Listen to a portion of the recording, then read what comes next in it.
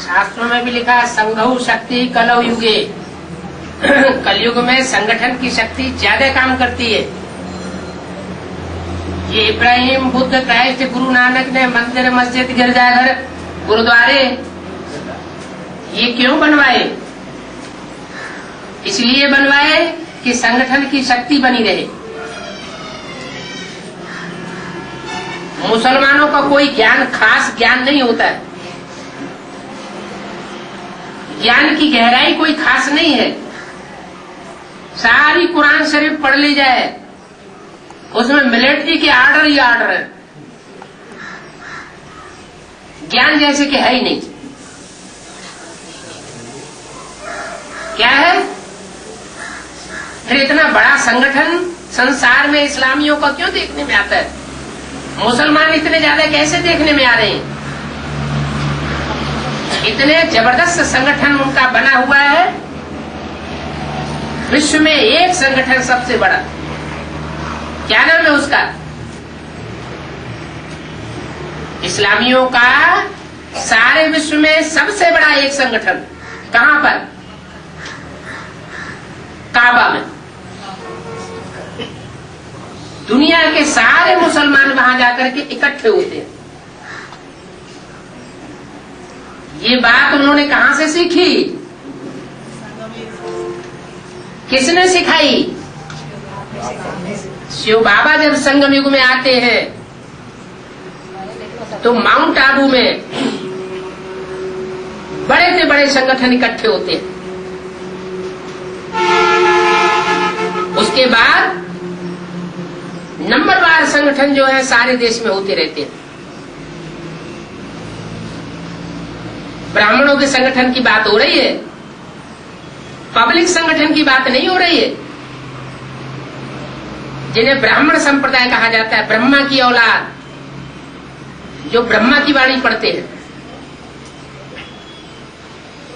तो संगठन क्लास का अपना महत्व है। अकेले याद में बैठेंगे तो स्मृति का धागा सिंगल होगा, वो मायावी वाइब्रेशन से टूट सकता है, घड़ी घड़ी टूटता रहेगा। और संगठन की याद में बैठेंगे, संगठन में बैठ करके बाबा की वाणी सुनेंगे तो उसका असर ज्यादा पड़ेगा। बुद्धि उस वाणी की गहराई को ज्यादा ग्रहण करेगी। इसलिए संगठन की बहुत महिमा है।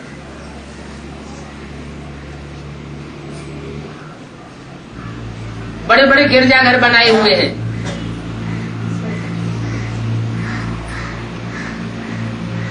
क्यों बनाए हुए? संगठन को मजबूत करने के लिए, संगठन की पावर भरने के लिए। तो हम ऐसे क्यों सोच लेते हैं कि हम अपने घर में ही क्लास कर लेंगे? अरे यहां क्लास कराने वाला कोई देहधारी गुरु है या शिव बाबा है? हर गीता पाठशाला में, हर मिनी मधुबन में बाबा की कैसेट लगाई जाती है। बाबा की सीडी लगाई जाती है। और संगठित रूप में अगर उस सीढ़ी को देखेंगे तो वाइब्रेशन का संगठन बनेगा। वो संगठन वाइब्रेशन का उस स्थान को शुद्ध करेगा। जैसे माउंट आबू जाने से कुछ और वृत्ति बन जाती है, एडवांस पार्टी के मिनी मधुबन में जाने से कुछ और वृत्ति बनती है, और कंपिल के महामधुबन में जाने से कुछ और वृत्ति बन जाती है। ये अंतर क्यों होता है? क्योंकि कंपिल में संगठित रूप से बाबा का जबरदस्त वाइब्रेशन बना हुआ है। तो ये वाइब्रेशन को बनाना और उसको बिगाड़ना, ये भी बहुत बड़ी सर्विस और डिसर्विस है।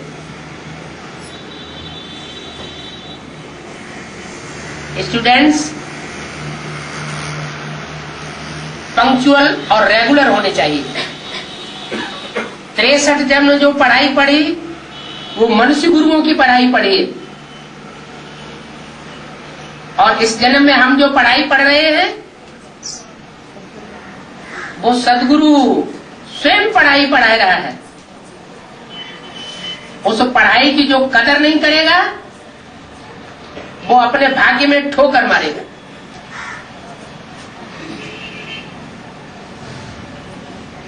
ये जो हाजिरी रजिस्टर बने हुए हैं, गीता पाठशालाओं में बनवाए जा रहे हैं, ये प्रूफ रहेंगे जब रिजल्ट निकलेंगे। सबसे पहली बात देखी जाएगी पंक्चुअल और रेगुलर कौन कौन है, क्योंकि ये भी एक सेवा है। जैसे कर्मणा की भागदौड़ की सेवा होती है, वाचा की भाषणवादी कोर्स आदि देने की सेवा होती है, ऐसे ही संगठन में बैठ करके वाइब्रेशन की सेवा होती है। बाबा की याद में बैठ करके जो हम दृष्टि से वाइब्रेशन बनाते हैं उस स्थान में, वो सेवा जबरदस्त काम करती है। लेकिन मुझे तो नींद के वाइब्रेशन देखा था बाबा संगठन। वो तो तब की बात है जबकि बाबा सामने नहीं होता है। यहाँ तो ऐसा भी है कि बाबा सामने बैठा रहता है और मुंह फैला के ऊपर बैठ जाते हैं। बाबा मुरली चलाते समय में भी पूछेगा तो खटमाता ही उठता है, नहीं तो सो जाता है। तो ये अपनी अपनी प्रीति बुद्धि का हिसाब किताब है। 63 जन्म जिन्होंने नीच लोगों से बुद्धि का योग जोड़ा है, वो वाइब्रेशन यहाँ जरूर उद्घाटित होंगे।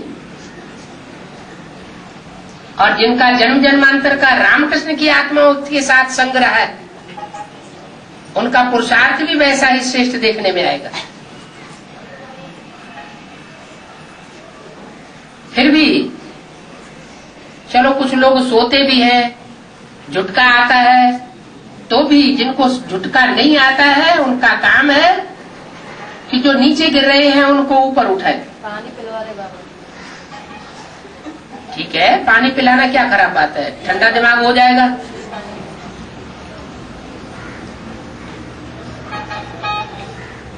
तो संगठन क्लास को कम नहीं समझना चाहिए।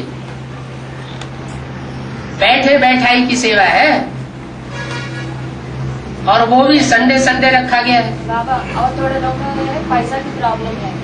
वो एक बात लता बन बोले थे, बाप देख लीजिए कितना दूर से आ रहे हैं, ऐसा बोलते उनका तो खर्चा नहीं है ना, ऐसा बोले। कोई बात जो भी इतना इंटरेस्ट नहीं दे रहे ना, वही भाव। जहाँ इच्छा होती है वहाँ रास्ता निकल आता है। जहाँ इच्छा ही नहीं होती है वहाँ रास्ता कोई न कोई बहाना बनाने का निकलता है।